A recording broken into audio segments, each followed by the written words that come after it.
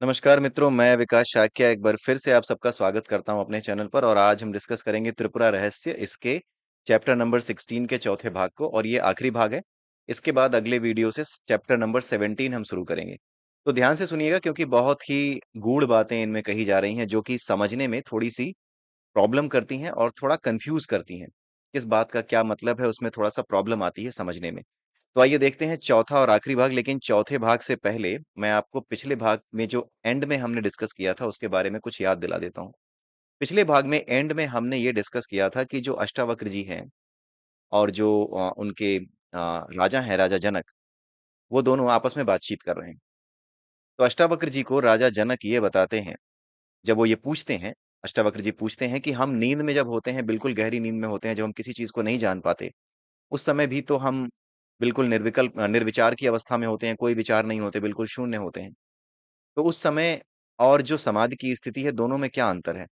उस समय भी हमें ब्रह्म का आभास क्यों नहीं हो जाता, जिस समय हम सो रहे होते हैं और हमारे मन में कोई विचार नहीं होते? क्योंकि हम तो कुछ भी नहीं होते उस समय, हमें कुछ भी याद नहीं रहता, हम हैं भी या नहीं हैं, ये उस समय हमें पता ही नहीं चलता। ये तो उठने के बाद, जागने के बाद हमें पता चलता है कि हम सो रहे थे, और हम सोते समय पता नहीं कहाँ थे, क्या थे, ये हमें कुछ याद ही नहीं रहता। तो जनक जी उनको जवाब देते हैं कि ये जो स्थिति होती है जिसमें आप सो रहे होते हो गहरी नींद में, और उसमें आपको पता ही नहीं होता कि आप कहाँ हो, आपकी चेतना कहाँ है, होना क्या है, ना होना क्या है, उसकी तुलना, उसका कंपैरिजन आप कुछ इस तरीके से कर सकते हो कि आपके सामने एक शीशा है, उस शीशे पर काले रंग का पेंट कर दिया गया है, काले रंग की स्याही चढ़ा दी गई है।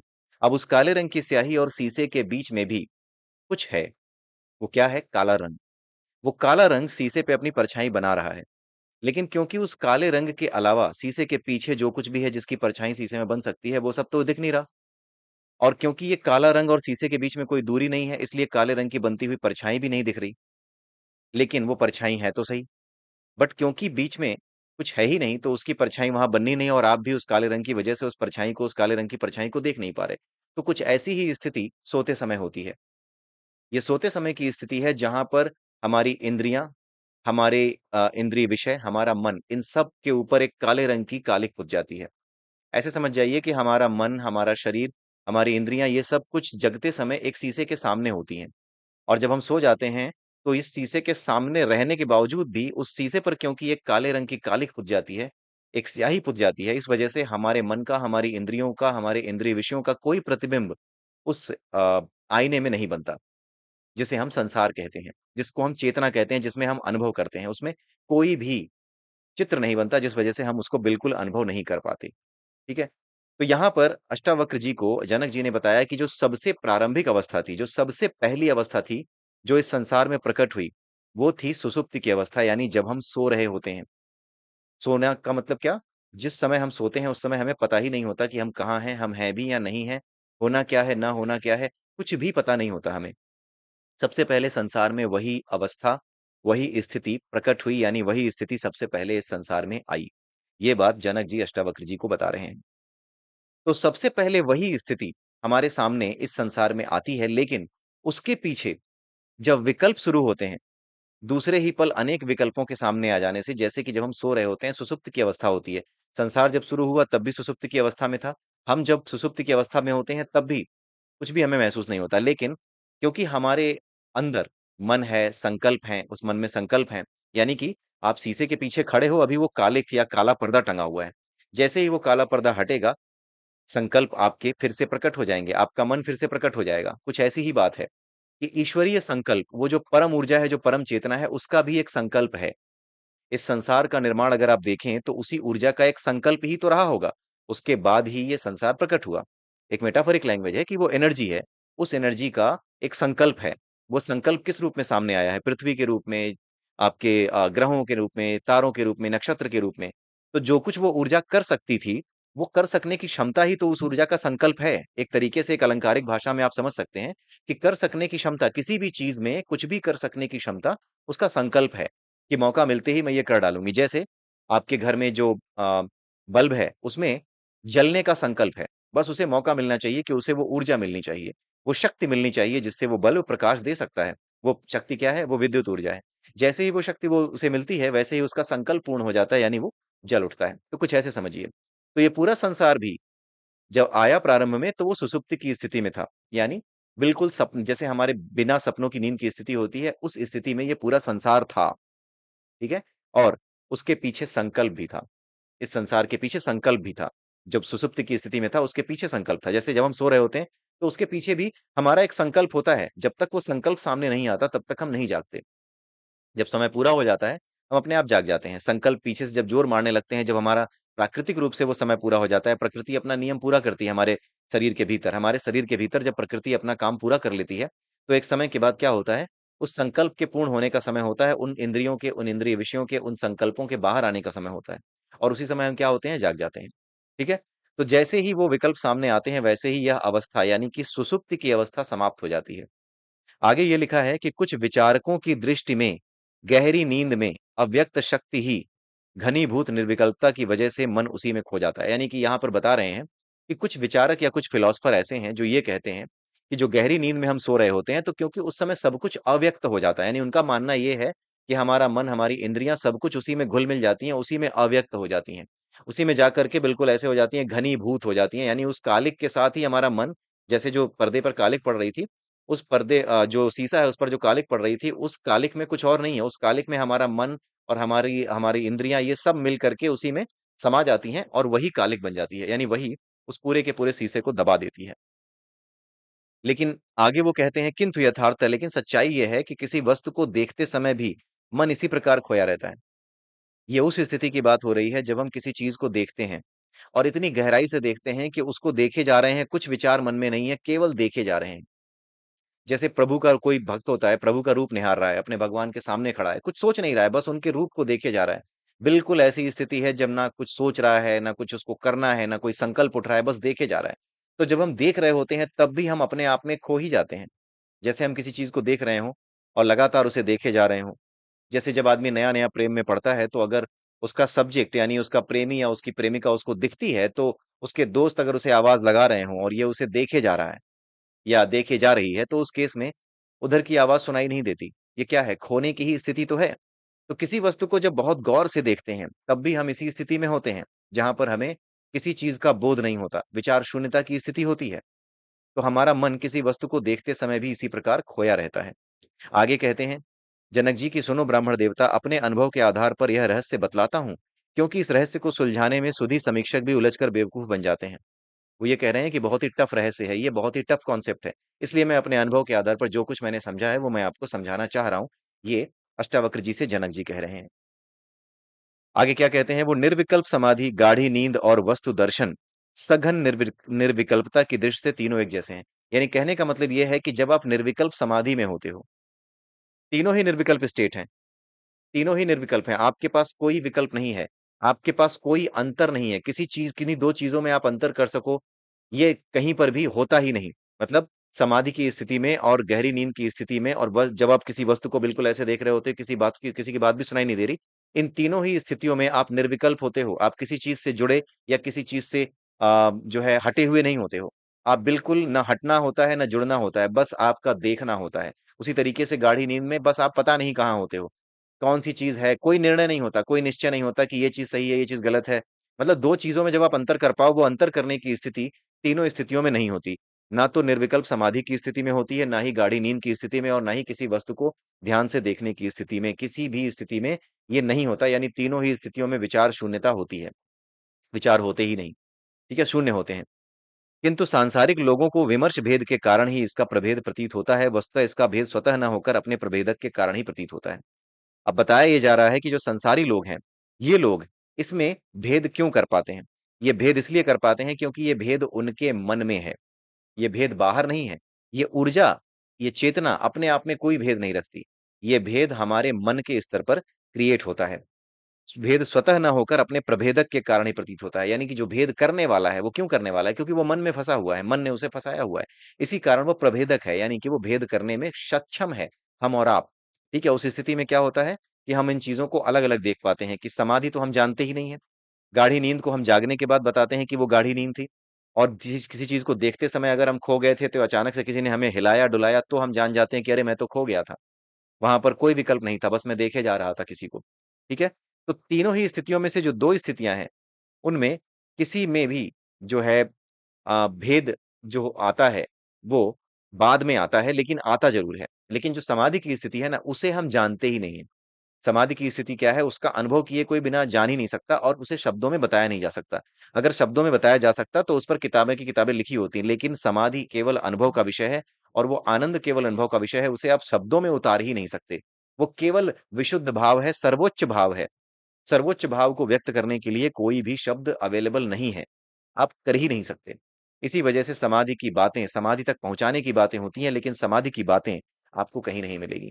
कोई विद्वान कभी नहीं कहता कि देखो समाधि ऐसी होती है। अगर ऐसा होता तो पढ़ने से ही सब कुछ हो जाता। ये सब अभ्यास का विषय है। अगर ये अभ्यास का विषय ना होता तो गौतम बुद्ध भी किताबें पढ़ रहे होते ना ज्ञान प्राप्त होने से पहले। वो तो लगातार मेडिटेशन कर रहे थे। कौन-सी किताब पढ़ रहे थे वो ज्ञान प्राप्त करने के लिए? कोई नहीं। वो तो मेडिटेशन कर रहे थे, लगातार मेडिटेशन कर रहे थे और उसी मेडिटेशन यानी उसी योगाभ्यास में, उसी समाधि में ही उनको वास्तविक सत्य का पता चला, अपना बोध पता चला।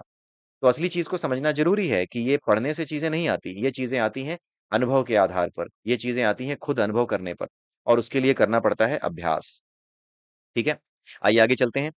समाधि में केवल चिति ही शुद्ध रूप से रहती है। जब हम समाधि में पहुँच जाते हैं तो केवल हमारा शुद्ध चित्त रह जाता है जिसे चिति कहते हैं। गाढ़ी नींद में अप्रकट भी है और वस्तु के रूप में अनेक प्रकट रूप भी हैं।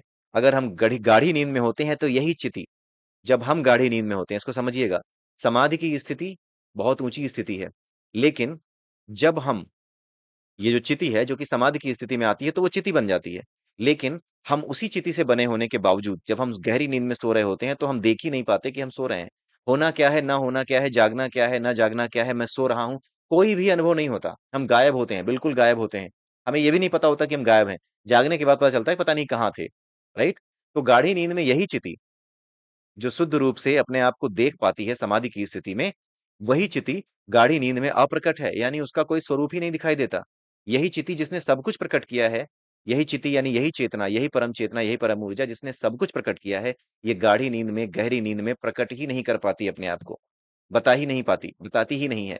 ये किसकी स्थिति होती है? ये उसकी स्थिति होती है जो चेतना के उस स्तर पर अभी नहीं पहुँचा है जिसे समाधि कहते हैं। जो लोग समाधि के स्तर तक आ गए हैं, वो तो वहाँ से सब कुछ देख सकते हैं।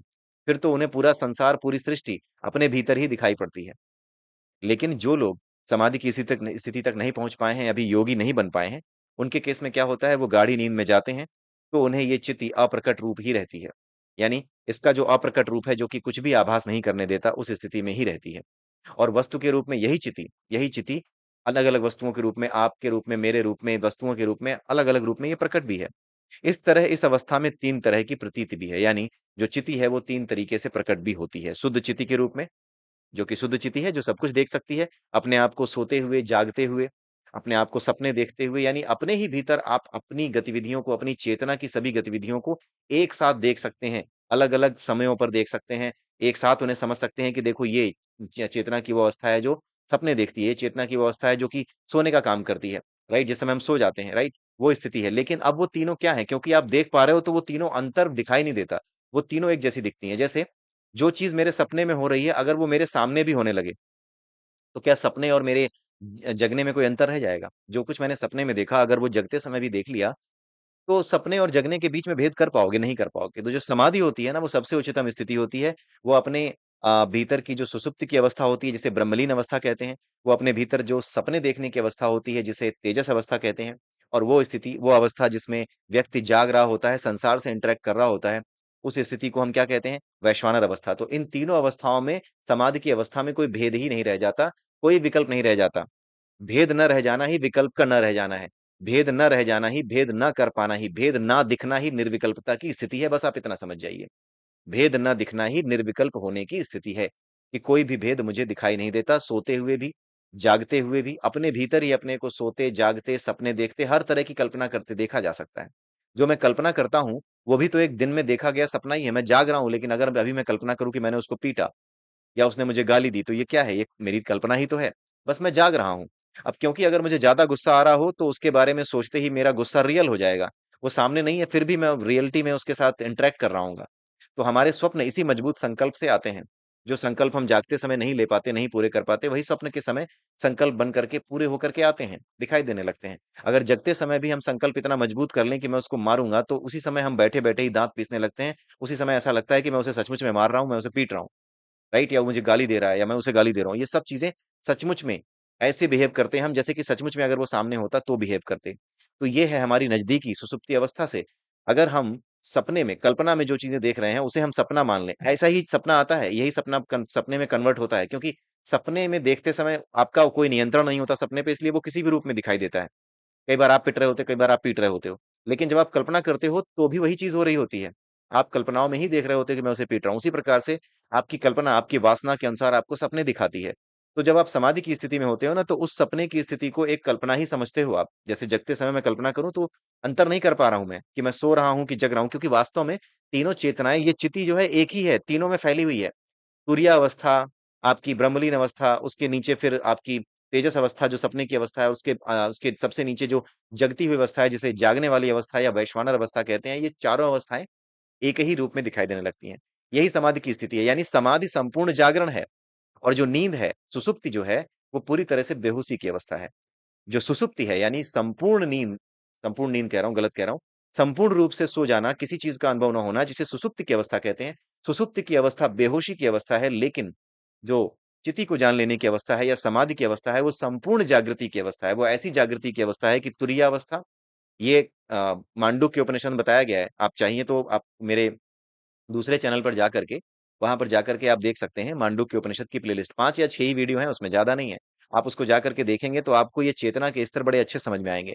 मांडुक्य उपनिषद बहुत ज़रूरी उपनिषद है, आपको इसे पढ़ना चाहिए। बिना उसके अगर आप कोई भी चीज़ पढ़ने की कोशिश करेंगे, जैसे भगवद गीता हो गई या वेद या फिर आपके उपनिषद हो गए, दूसरे उपनिषद हो गए, तो कोई भी चीज़ आपको आसानी से समझ में नहीं आएगी। अगर चेतना के स्तर को आपने समझ लिया है मांडुक्य उपनिषद से, तो ये सारी चीज़ें, ख़ास करके आपके ये जो त्रिपुरा रहस्य हो गया या फिर आपका जो भगवद गीता हो गई, ये सब समझने में काफ़ी आसानी हो जाएगी। तो अब आपको समझ में आ गया होगा कि 2 चीज़ों में अंतर क्या है। समाधि जो है संपूर्ण जागरण है, संपूर्ण रूप से जागृत अवस्था है, जिसमें किसी भी अवस्था का भेद आपको दिखाई नहीं देता। आपको जगने की अवस्था, सोने की अवस्था, नींद में सपने देखने की अवस्था, और इन तीनों अवस्थाओं को देखने वाली अवस्था, जो इन तीनों को देख रही है, उन तीनों अवस्थाओं में, चारों अवस्थाओं में कोई भेद नज़र नहीं आता। वो सब एक ही तार दिखाई देती हैं कि एक ही हैं। विकल्प रहता ही नहीं है। भेद कर ही नहीं पाते हैं। भेद करना ही विकल्प करना है, विकल्प सविकल्प होना है, और जब भेद समाप्त हो जाएँ, चिति एक रूप में, चेतना एक रूप में दिखाई दे, उसको निर्विकल्प कहते हैं। ये चीज़ है। तो इसी के साथ यहाँ पर ये 80वाँ श्लोक यहाँ समाप्त होता है। आगे कुछ श्लोक जो बचे हुए हैं, अब वो थोड़े मतलब एक तरीके से इसका समरी है, जो कुछ भी इस चैप्टर में आपने पढ़ा। ठीक है? तो आइए देखते हैं आगे क्या कहा गया है। दर्शक के भेद होने पर भी दृष्टि तो केवल निर्विकल्प ही रहती है। इसी से उसे तीनों अवस्थाओं में सघन प्रकाश ही कहा जाता है। दर्शक के भेद होने पर भी दृष्टि तो केवल निर्विकल्प ही रहती है। दर्शक के भेद होने पर भी, यानी दर्शक जो भेद करता है, उसके बाद भी जो दृष्टि है, दृष्टि और देखने वाले में अंतर है। दृष्टि क्या है? अलग चीज़ है। दर्शक क्या है? दर्शक मैं हूँ। दर्शक मैं हूँ। अभी मैं देख रहा हूँ तो मैं जगती हुई अवस्था में देख रहा हूँ चीज़ों को। जब मैं सपने में होऊँगा तो सपने में जो सपने दिखते हैं, सपनों में जो कुछ देखता हूँ, वो भी मैं देख रहा हूँ। ठीक है? लेकिन इन आँखों से, जो जगती आँखों से देखते हो ना, उन आँखों से नहीं देख रहा हूँ। उनको देखने वाली जो दृष्टि है वो मेरे भीतर ही है, मन की दृष्टि है, वो मेरे भीतर ही है। तो बाहर देखने वाली जो आँखें हैं और जो भीतर से देखने वाली आँखें हैं, उन दोनों में एक ही चीज़ कॉमन है, वो क्या है? दृष्टि है, वही कॉमन है, ठीक है? तो दर्शक अगर भेद कर भी ले, मैं अगर भेद कर भी लूँ कि ले देखो मैं जाग रहा हूँ, अभी मैं सो गया तो मैं सपने में जब गया, तो जब जागा तो मैंने कहा कि यार मैंने सपना देखा। तो ये दोनों जो भेद हैं कि मैं सपने में गया, मैं जग रहा था, दोनों में भेद कर पाया। इन दोनों में भेद बताने के बाद भी मैं दर्शक हूँ और मैं भेद बता रहा हूँ। लेकिन भेद बताने के बाद भी जो दृष्टि है मेरी, वो नहीं जानती। जब वो दृष्टि देख रही होती है ना, दृष्टि एक अलग चीज़ है, आप समझिएगा अंतर को। आँख अलग चीज़ है और दृष्टि अलग चीज़ है। आँख वो है जो जगते समय हमें दिखाती है चीज़ों को। दृष्टि वो है जो कॉमन है, जगते समय चीज़ों को देखना, देखना प्लस अनुभव करना, उसकी वास्तविकता को अनुभव करना। ये जगते समय भी होता है, ये नींद की स्थिति में भी होता है कि जो मैं देख रहा हूँ उसकी वास्तविकता को वास्तव में ही अनुभव कर रहा हूँ कि ये तो वास्तविकता है। तो जो दृष्टि है, वो उस समय भी कोई विकल्प नहीं रखती थी जब मैं देख रहा था जगते हुए, और जब मैं नींद में था तब भी जो कुछ मैं देख रहा था, उसमें भी दृष्टि ने कोई विकल्प नहीं रखा कि नहीं ये तो मैं नींद में हूँ। क्या दृष्टि ये जान पाई कि मैं भी नींद में हूँ? वो नहीं जान पाई। वो भी देख रही है बस, नींद में भी वो बस देख रही है। मेरी दृष्टि ने देखा उस चीज़ को, और जगते समय भी मेरी दृष्टि क्या है? उसी चीज़ को देख रही है। तो दृष्टि में और देखने में अंतर है। देखने का मतलब है किसी चीज़ को भौतिक रूप से देखना। दृष्टि का मतलब है किसी चीज़ को भावों के साथ देखना। वो भाव जगते समय भी वैसे ही होते हैं, सपने में जब हम होते हैं, नींद में जब सपने देख रहे होते हैं, उस समय भी वो भाव वैसे ही होते हैं। कुत्ता सही में दौड़ा रहा हो जगते समय, तो भी वही भाव है हमारे। कुत्ता अगर नींद में दौड़ा रहा हो सपने में, तो भी वही भाव हैं।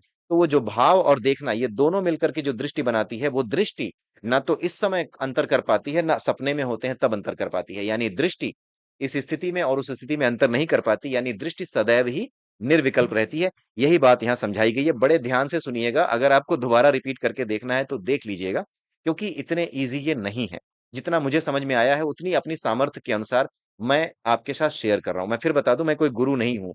ये कहने मत आ जाइएगा कि बड़ा अपने आप को वो बनते हो, भैया मैं अपने आप को कुछ नहीं बनता। सीधी-सी बात है, मुझे ये लगता है कि भारतवर्ष में जिस चीज़ की कमी हुई है, वो है आध्यात्मिक चर्चा। चर्चा का मतलब क्या? गुरु शिष्य की चर्चा नहीं, शिष्य की शिष्य के साथ चर्चा। 2 लोगों की आपस में चर्चा। जैसे आप क्लास में होते हैं, आपके टीचर कुछ पढ़ा के गए, कोई टॉपिक पढ़ा के गए, तो आप अपने दोस्तों से क्या उस बारे में डिस्कस कभी नहीं करते? कि देखो ये बताया, मुझे तो ये समझ में नहीं आ रहा, मुझे तो लगता है ऐसे सॉल्व हो जाएगा। ये जो चर्चा है, ये चर्चा आदान-प्रदान करती है, आपको नए प्रश्नों के लिए तैयार करती है। ये चर्चा हमारे यहाँ समाप्त हो गई है, और इस तरीके समाप्त हुई है कि या तो वीडियो बनाने वाला या सिखाने वाला, उसको गुरु का लेबल दे दिया जाता है, और देखने वाले को शिष्य का लेबल दे दिया जाता है। या फिर ये लेबल दे दिया जाता है कि ये बड़े अपने आप को ज्ञानी समझ रहे हैं। ऐसा कुछ भी नहीं है। इस बात को अच्छी तरह समझिए कि ये जो चैनल मैंने शुरू किया है, उसका उद्देश्य सिर्फ इतना है कि आध्यात्मिक चर्चा का जो कॉन्सेप्ट है, जो हमारे यहाँ समाप्त हो गया है, उस चर्चा के स्तर पर हम उतरें। ये पहला स्तर है। जब इस पहले स्तर पर हम उतरेंगे, तो ये नेचर, ये प्रकृति अपने आप हमारी मदद करेगी, और अपने आप हमें हमारा गुरु मुहैया करा देगी। ठीक है? तो आपको समझ में आ गया ये? इसी से आगे तीनों अवस्थाओं में सघन प्रकाश ही कहा जाता है। इसी से उसे तीनों अवस्थाओं में सघन प्रकाश ही कहा जाता है। यानी जो दृष्टि है, उसको तीनों अवस्थाओं में, यानी जगती हुई अवस्था में, नींद में और सपने वाली अवस्था में, तीनों में ही ये दृष्टि हमेशा एक सघन प्रकाश है। यानी इसके प्रकाश में कोई अंतर नहीं है, इसकी ऊर्जा में, इसकी जो दृष्टि है, इस दृष्टि की चेतना में कोई अंतर नहीं है। ये दृष्टि जो चेतना रखती है, उसमें कोई अंतर नहीं है। दृष्टि और देखना, दोनों में अंतर है। ठीक है? भावों के साथ जब आप किसी चीज़ को देखते हो, तो भावों के साथ देखने पर ना तो जगते समय, ना ही सोते समय, ना ही आपकी नींद में सपने देखते समय, तीनों में कोई आपको अंतर दृष्टि के स्तर पर नहीं पता चलता। समाधि और गहरी नींद लंबे अरसे तक रहती है, पीछे उसकी अनुभूति सब कबूल करते हैं। ये वही बात है कि जो समाधि होती है, जिस आदमी को समाधि लग जाती है ना, जो समाधि के स्तर तक पहुँच जाता है, समाधि के स्तर तक पहुँचने वाला क्या है? अनुभव कर पाता है कि मैं, मेरे भीतर ना तो मैं सपने की अवस्था, जो सपने वाली अवस्था है, उसको भी देख पा रहा हूँ, जो गहरी नींद की अवस्था है, वो भी मेरे भीतर है, जो तुरीय अवस्था है, वो भी मैं हूँ। ये सारी अवस्थाएँ मैं ही हूँ, और इन चारों में कोई भेद नहीं है, सब एक ही हैं। सब एक के ऊपर एक अलग-अलग स्तर हैं, और हमारे अज्ञान की वजह से हम किसी एक स्तर में अटके रहते हैं। ये अनुभव समाधि में जाने वाले को भी होता है। और गहरी नींद में जो होता है, उसे गहरी नींद यानी मूर्छा का, यानी कुछ पता ना होने का आभास होता है, और दोनों ही जगने के बाद बता पाते हैं। तभी लिखा है कि पीछे उनकी अनुभूति सबको होती है, सब कबूल करते हैं। यानी जगने के बाद इसकी अनुभूति, या समाधि से वापस आने के बाद समाधि की अनुभूति की बात सब करते हैं। उसके आगे ये है, किंतु किसी वस्तु का अवलोकन तो अनित्य है। किसी चीज़ को जब हम देखते हैं, तो वो अनित्य है, यानी उसको लगातार नहीं देख सकते। अतः उसका साफ-साफ परिचय नहीं होता, क्योंकि किसी चीज़ को हम लगातार नहीं देख सकते, इसलिए उसका साफ-साफ परिचय नहीं होता। इसी तरह समाधि और सुषुप्ति भी क्षणिक होती, तो उसका परिचय नहीं होता। किसी भी चीज़ को अगर आप थोड़ी देर के लिए देखो, जैसे मैं बहुत सी न्यूज़ सुन रहा हूँ, जिस न्यूज़ पे मैंने अपनी दृष्टि फ़ोकस की है, अपना ध्यान फ़ोकस किया है, बस वही न्यूज़ मुझे याद रहेगी। उसके अलावा न्यूज़ में और भी बातें होती रहीं, कोई और बातें, कोई इम्पोर्टेंट बात भी अगर कह गया न एंकर, तो मुझे वो याद नहीं रहेगी, क्योंकि वो बहुत क्षणिक होता है। जिस पे मैंने ध्यान नहीं दिया, वो इतना क्षणिक होता है कि कान में आवाज़ तो पड़ी, लेकिन मेरे मन ने उसको ग्रहण करके उसको इकट्ठा नहीं किया, स्टोर नहीं किया मेरी मेमोरी में। जब उसने स्टोर नहीं किया, तो वो क्षणिक होने के कारण वो अनित्य होता है, यानी वो भूल जाता है। लेकिन हमें समाधि और गहरी नींद, ये दोनों का अनुभव होता है, यानी ये लंबे अरसे तक रहती है। समाधि की स्थिति लंबे अरसे तक रहती है, नींद की स्थिति आप ज़रा सोच करके देखिए, आप पूरे दिन कुछ न कुछ सोचते रहते हैं, ठीक है? लेकिन जो आपकी नींद की स्थिति होती है, उसमें ना सोचने की अवस्था, गहरी नींद की स्थिति में ना सोचने की अवस्था 7-8 घंटे तक भी हो सकती है, 3-4 घंटे तक भी हो सकती है, 2-3 घंटे तक भी हो सकती है, ये भी बहुत ज़्यादा है, क्योंकि हमारे जगते समय में तो हर दूसरे तीसरे मिनट में एक नया विचार हमें परेशान करता है, ठीक है? तो यहाँ पर यही बताया गया है कि समाधि और सुषुप्ति भी अगर क्षणिक होती, समाधि और सुषुप्ति का अनुभव हमें इसीलिए होता है क्योंकि ये क्षणिक नहीं होती। अगर ये क्षणिक होती, तो इनका भी परिचय हमें नहीं होता। व्यवहार में कभी क्षणिक सुषुप्ति और समाधि भी हो जाती है, किंतु लंबी गहरी नींद का परिचय करने के कारण, रहने के कारण, बारीक बात को सोचने समझने वाला व्यक्ति इस सुषुप्ति को तो पहचान लेता है। किंतु समाधि का परिचय नहीं रहने के कारण अब यहाँ पर यह बताया गया है कि सोकर के जब जागते हो तो उसके बारे में बता पाते हो कि ऐसा था कि मुझे पता ही नहीं था कि कैसा था। बट कैसा था ऐसा पता नहीं है, ये भी एक अनुभूति थी आपकी। ये भी आपकी अनुभूति थी जिसको आप बता रहे हो कि हाँ, ये तो ऐसी स्थिति है जिसमें कुछ पता नहीं चलता। तो इसके बारे में तो आप बता पाते हो, लेकिन समाधि का परिचय किसी को नहीं होता। केवल उसी को होता है जिसकी समाधि लगती है। तो जिसकी समाधि नहीं लगी होती है वो उसके बारे में जानता नहीं है, और कई बार वो क्षणिक समाधि में जाता है, थोड़ी देर की समाधि में जाता है। जैसे हो सकता है कि बैठे-बैठे मैं भी किसी दिन समाधि में चला जाता हूँ, लेकिन हो सकता है कि फॉर अ मोमेंट, हो सकता है कि 1 क्षण के लिए गया, हो सकता है 1 मिनट के लिए गया। तो इतनी कम समय में रहने के कारण जो अनुभव हमारे पास आते हैं, उन अनुभवों में से कौन-सा अनुभव समाधि का था, क्योंकि हम उसको नहीं जानते इसलिए हम बता नहीं पाते। इसलिए समाधि में हम भी जाते हैं, लेकिन क्षणिक रूप से जाते हैं। किंतु समाधि का परिचय नहीं होने के कारण किसी वस्तु के अवलोकन काल में जो सूक्ष्म समाधि की स्थिति होती है, वह पहचानी नहीं जाती। यहाँ पे क्या बताया जा रहा है कि जब आप किसी चीज़ को देख रहे होते हो, जैसे प्रेमी अपने प्रेमिका को देख रहा होता है या प्रेमिका अपने प्रेमी को देख रही होती है और बस देख रहे होते हैं एकटक, कोई विचार नहीं आता क्योंकि अभी तक तो कुछ है ही नहीं, कोई ऐसी दिक्कत ही नहीं है, शादी हुई नहीं है, तो कोई ऐसी बात हुई ही नहीं है कि हाँ, तूने मेरे माँ-बाप को ऐसा कैसे कहा, तूने मेरे पापा को ऐसा कैसे कहा, ये सब द्वैत है ही नहीं। उसके प्रति विशुद्ध एक तरीके से लगाव है, एक अलग तरीके का लगाव है, बस उसको देखे जा रहे हैं, उसकी सुंदरता को निहारे जा रहे हैं। अच्छा लग रहा है, जिस जिस कारण से भी अच्छा लग रहा है, उसे बस देखे ही जा रहे हैं, कोई विचार नहीं आ रहा।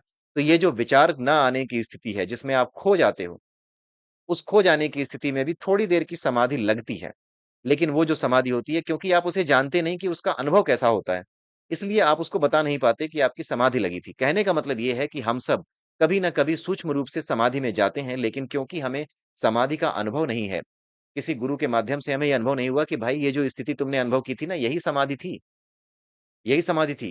क्योंकि किसी गुरु के माध्यम से आप ये जानते नहीं हैं, हम ये जानते नहीं हैं, इस वजह से क्या होता है, हम इसे पहचान नहीं पाते। आगे यही बात बताई गई है, हे ब्राह्मण, व्यवहार के समय सब प्राणियों को सूक्ष्म समाधि लगती है, पर परिचय नहीं रहने के कारण वो पहचान में नहीं आती। ठीक है? जगे रहने पर भी कभी-कभी जो संकल्प शून्य की स्थिति हो जाती है, उसे समाधि ही कहा गया है। किसी तरह की विचार शून्यता ही तो समाधि कहलाती है। किसी भी तरह की विचार शून्यता, कभी भी किसी भी स्थिति में अगर आप विचार शून्य हो जाओ, तो समाधि ही कहते हैं उसको। ठीक है? इसलिए गाढ़ी नींद और वस्तु दर्शन के समय भी समाधि तो रहती ही है, किंतु ये मुख्य समाधि नहीं मानी जाती है। मुख्य समाधि नहीं होती है। समाधि क्षणिक समाधि होती है ये वाली, जो आप कभी-कभी जागते समय या गहरी गहरी नींद में या किसी चीज़ को देखते समय, उस समय भी एक समाधि की स्थिति होती है, लेकिन वो क्षणिक होती है। वो लगातार नहीं होती, मुख्य समाधि इसको नहीं कहा जाता। अगर आप गाढ़ी नींद में जाते हो, वस्तु दर्शन में तो क्षणिक होती है, थोड़ी देर के लिए, मोमेंटरी होती है। लेकिन जो गाढ़ी नींद होती है, वो तो गाढ़ी नींद, गहरी नींद है। वो समाधि की स्थिति की जैसी है, लेकिन वो मुख्य समाधि नहीं है। उसको समाधि नहीं कह सकते। और जब किसी चीज़ को देख रहे हो तो उसमें खो जाते हो तो भी समाधि होती है, लेकिन आप उसको पहचानते नहीं, इसलिए जान नहीं पाते कि यही समाधि है। उसका अनुभव कैसा है? आप जान ही नहीं पाओगे, आप सोचोगे कि अच्छा अब मैं सोच नहीं रहा हूँ तो ये समाधि है। जैसे ही आप ये सोचोगे कि मैं सोच नहीं रहा, क्या यही समाधि है? तो वैसे ही समाधि टूट गई। वो समाधि ही नहीं है जहाँ पे आप सोच रहे हो कुछ। जहाँ पर विचार है वो भी समाधि नहीं है। ये बड़ा टेढ़ा है, बिना मतलब इसका अनुभव करना बड़ा टेढ़ा है। बड़ा टेढ़ा क्या, बिना बिना गुरु के असंभव है, इसीलिए गुरु का महत्व है हमारे यहाँ, कि उस स्थिति को जानो, जिसको जानने के बाद सब कुछ जाना जा सकता है, जो चेतना की सभी अवस्थाओं को देख लेता है। ठीक है? उस स्थिति में आगे ये बताया गया है, उस स्थिति में यानी कि गाढ़ी नींद की अवस्था में और किसी चीज़ को देखने वाली अवस्था में, दोनों ही अवस्थाओं में भेद का उल्लेख कराने वाला यानी 2 चीज़ों में अंतर कराने वाला संस्कार छुपा रहता है। वो मोटिवेशन अभी भी छुपा है। जैसे मैं अगर किसी चीज़ को बड़े ध्यान से देख रहा हूँ, तो ऐसा थोड़ी है कि मेरे मन की सारी वासनाएँ मर चुकी हैं। मेरे मन की वासनाएँ अभी भी ज़िंदा हैं। जैसे ही उस प्रेमिका से या प्रेमी से नज़र हटेगी, वैसे ही वो वासनाएँ संकल्प बन कर के सामने आ जाएँगी। फिर मैं अपने काम पे लग जाऊँगा। लेटर लिखूँ क्या? ठीक है, इसके पापा से मिलूँ क्या? या इससे बात करूँ क्या? ये सारे संकल्प-विकल्प अपने आप जागते समय आ जाएँगे। लेकिन जिस समय आप देख रहे हो, उस समय ये संकल्प-विकल्प नहीं आते। लेकिन आप उस समय को, जिस समय को समाधि कहते हैं, उसका अनुभव नहीं कर पाते, उसको जान नहीं पाते कि वो समाधि की स्थिति थी। आप जैसे ही जानने की कोशिश करोगे, जैसे ही ये बोलोगे, ओह! क्या यही समाधि है? फिर वो समाधि नहीं है, क्योंकि समाधि में तो विचार होते ही नहीं है। आप ये कह ही नहीं सकते कि हाँ, जैसे ही आप ये कहोगे कि अच्छा यही समाधि है क्या? खत्म, ये नहीं है समाधि, फिर खत्म। तो वो जो आई है समाधि ना, उसको समाधि से आने के बाद बताया जा सकता है। समाधि में रहते हुए ये बताया नहीं जा सकता कि ओहो! ये समाधि है। ये बड़ा ही गूढ़ विषय है, ठीक है? है यही, लेकिन बात ये है कि इसका अनुभव बिना गुरु के आप नहीं कर पाओगे, ठीक है? इसलिए इसको मुख्य समाधि नहीं कहा जाता। लगे रहने पर भी जो किसी वस्तु का हम अवलोकन करते हैं उस समय भी तो विचार शून्यता की ही स्थिति होती है, यानी जब हम किसी चीज को देख रहे होते हैं तब भी हम विचार शून्य ही होते हैं, वही जो अभी हम बता रहे थे। फिर भी इसका रहस्य मैं साफ शब्दों में समझाता हूँ, मुनिपुत्र सम्मान पूर्वक इसे आप समझो। यानी बड़ा सम्मान देना इस विचार को, ऐसा ना हो कि इसे तुम गप समझ लो, यहाँ पे पहले ही सचेत कर दिया। ठीक है, क्योंकि जिस चीज का अनुभव मनुष्य को नहीं होता अक्सर वो उस चीज को शंका की दृष्टि से देखता है, लेकिन जिसे सम्मान की दृष्टि से देखोगे, क्योंकि गुरु ने कह दिया, इस समय जनक जी जो है वो गुरु बने हुए हैं अष्टावक्र जी के, क्योंकि उन्होंने कह दिया कि सम्मान पूर्वक इसे आप समझना।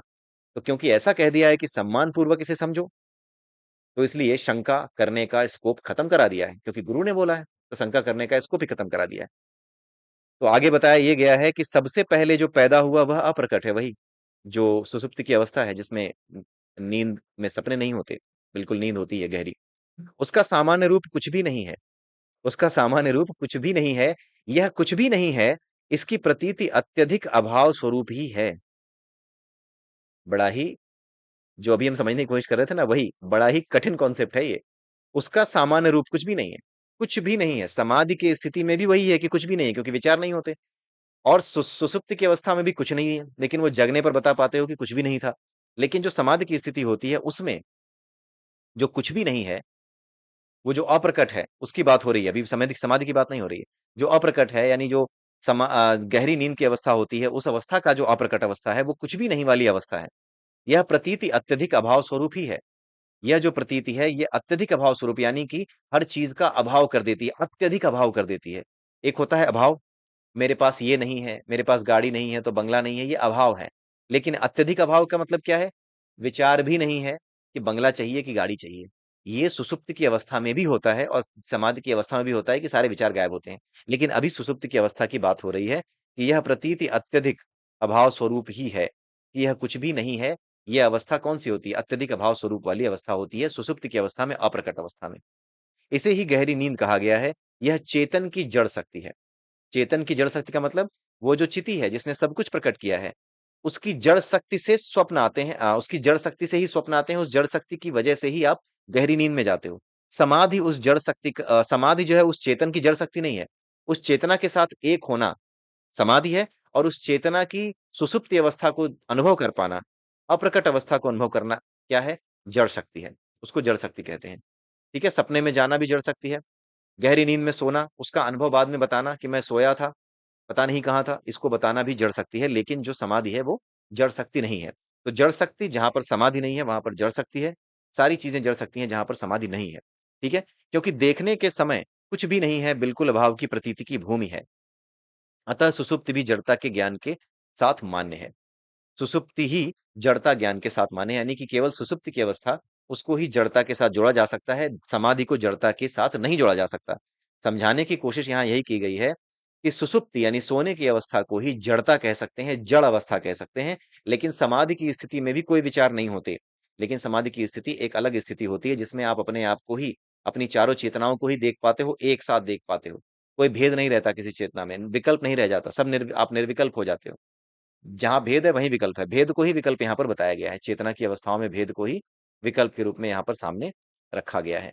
अतः सुसुप्ति ही जड़ता ज्ञान के साथ मान्य है। ठीक है, आई होप आपको समझ में आ रहा होगा। इंपॉर्टेंट कॉन्सेप्ट्स हैं, इसलिए कुछ चीजों को मैं बार बार दोहराता हूँ, बार बार मैं रिवाइज करता हूँ, बार बार बोलता हूँ। राइट, बिकॉज ये चीजें दिमाग में जब बैठ जाएंगी तब आप इस सत्य के ज्यादा नजदीक तक जा पाओगे। किंतु समाधि में जो स्थिति दिखाई देती है वह तो साक्षात परब्रह्म ही है। वापस आ गए हम समाधि पर। यह स्थिति देश काल की मर्यादा को खा जाती है। देश और काल, ये सपना है कि ये जगने की अवस्था है कि ये तुरीय अवस्था है, इसकी स्थिति ही नहीं पता चलती। इसकी मर्यादा को ही खा जाती है, इसको नष्ट कर देती है। कुछ भी नहीं है इसे विनष्ट कर देती है। कुछ भी नहीं है मतलब वो भी चीज जो कि कुछ भी नहीं है, इसका भाव भी नष्ट हो जाता है। क्यों? क्योंकि ये संपूर्ण जागृति की अवस्था है जिसमें आप उस चीज को भी देख पाते हो जिसे आप सुसुप्ति की अवस्था में कुछ भी नहीं है कहते थे। कि सुसुप्ति की अवस्था के आने के बाद जब जगते थे तो आप कहते थे ना कि नींद में मैं पता नहीं कहाँ था, क्या था, कुछ भी नहीं था। तो वो जो कुछ भी नहीं की स्थिति है ना, उसको भी समाधि में जाने वाला व्यक्ति जान जाता है कि ये कुछ भी नहीं कैसी स्थिति होती है। ठीक है, वो जो कुछ भी नहीं करके लोग बताते हैं वो होती क्या है, इसको भी जान जाता है। इस स्थिति को भी ये क्या कर देती है? विनष्ट कर देती है। अतः पूरी सत्ता के स्वरूप में सुसुप्ति कभी नहीं हो सकती। इसलिए पूरी सत्ता सुसुप्ति नहीं होती, यानी सोने की स्थिति को, जब आप गहरी नींद में सो रहे हो तो उस स्थिति को तुम समाधि नहीं कह सकते हो। यही बात जनक जी ने फाइनली समझा दी। कि जो सोने की स्थिति है, बिना सपनों की नींद की स्थिति है, उसको आप कभी नहीं कह सकते कि ये संपूर्ण अवस्था है या समाधि की अवस्था है या ये उच्च चित्त की अवस्था है। उच्च चित्त की अवस्था समाधि की अवस्था है जो कि सुषुप्त की अवस्था से अलग है। इसलिए सुषुप्ति और समाधि को इस आधार पर कि दोनों में ही विचार शून्यता होती है, इस आधार पर दोनों को एक नहीं कह सकते। ठीक है? यही बात यहाँ पे समझाई गई है। आई होप आपको अच्छे से क्लियर हो रहा होगा, नहीं हो रहा होगा तो आप कमेंट करिएगा। इसलिए केवल सुषुप्ति से ही सफल मनोरथ कोई कैसे हो सकता है? इस तरह अनेक युक्तियों से राजा जनक ने अष्टावक्र को समझाया। तो राजा जनक ने अष्टावक्र को यहाँ पे क्या समझाया?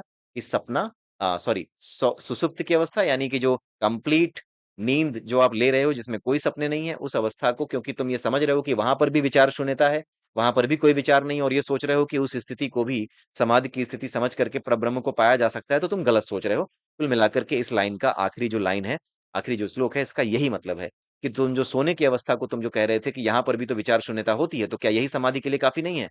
तो जी नहीं, वो समाधि के लिए काफ़ी नहीं है, यही समझाया गया है। क्योंकि वो कुछ भी नहीं देख पाती, वो तो मूर्छा की अवस्था है, वो तो बेहोशी की अवस्था है। और ये जो आपकी समाधि की अवस्था है, वो तो कंप्लीट जागृति की अवस्था है। तो इसी के साथ ये वीडियो, ये चैप्टर मैं यहीं समाप्त करता हूँ, यहीं पे समाप्त होता है बेसिकली। 16वाँ अध्याय समाप्त हो गया है, 6 अध्याय और बाकी हैं। जल्दी ही हम त्रिपुरा रहस्य को धीरे-धीरे एक-एक करके समाप्त कर देंगे इसके चैप्टर्स को। आई होप आपको आनंद आ रहा होगा, बड़ी अच्छी किताब है। चेतना के स्तर पर बहुत अच्छी-अच्छी बातें हमारे सामने यहाँ पर आ रही हैं, खुल रही हैं और मेरे ख्याल से इस किताब को समझने के बाद, पढ़ने के बाद शायद ही कुछ ऐसा रह जाएगा, अगर इसको ठीक से समझ लिया है, कुछ ऐसा शायद ही रह जाएगा जो कि किताबों में लिखा हो और उसको आप कनेक्ट ना कर पाएँ। सब चीज़ें नहीं कनेक्ट कर पाएँगे लेकिन हाँ, बेसिक कॉन्सेप्ट की बात मैं कर रहा हूँ कि जो बेसिक कॉन्सेप्ट होता है चेतना का, जो हमारे सनातन धर्म का मूल आधार है, उस चेतना के आधार को, उसके बेसिस को आप समझ जाओगे, किताबों में लिखी हुई बातों को आप पकड़ पाओगे, जान पाओगे। तो इसी के साथ आप लोग मुझे विदा जी दीजिए, अगले वीडियो में फिर मिलता हूँ। तब तक के लिए जय सिया राम, जय श्री कृष्णा, जय श्री राधे, ओम नमः शिवाय।